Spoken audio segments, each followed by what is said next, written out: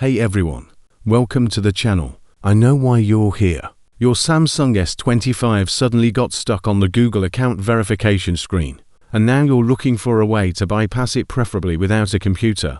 Because let's be honest, not everyone has one sitting around. I recently found myself in exactly the same situation.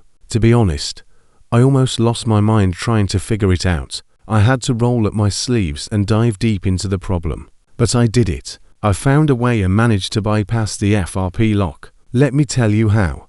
If something isn't clear, feel free to leave a comment. I understand that most of you aren't hackers. I'm not a hacker either. My method is designed for ordinary people who have a phone in their pocket, not a supercomputer in their basement. There is one important detail. Your phone is probably running Android 16.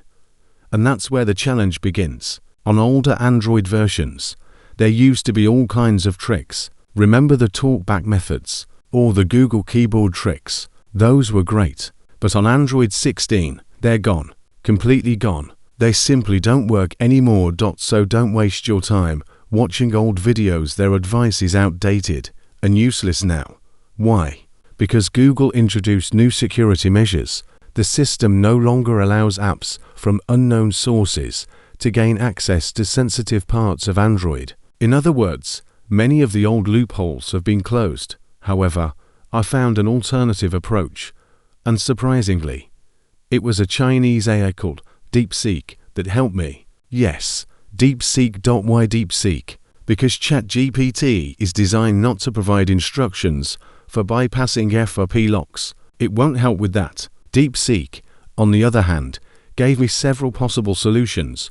When I described my situation and specified my Samsung model, I picked the simplest option and asked for step-by-step instructions. It broke everything down clearly. Whenever I got stuck, I took a photo of the screen, uploaded it, and asked, "What should I do next?" Within seconds, it would analyze the screenshot, identify the issue, and suggest the next step. I originally planned to make a video tutorial, but then I realized something. Samsung constantly updates its security systems. A method that works today had stopped working a month from now. That's why AI tools that can analyze the latest situation are often more useful than old videos. By the way, I also used DeepSeek to repair my old iPhone. A repair shop told me it was beyond saving and suggested replacing it. Instead, I searched for guidance with DeepSeek, followed the instructions, and got the phone working again. Thanks for watching and for your attention. Feel free to reach out in the comments, and I'll help if I can.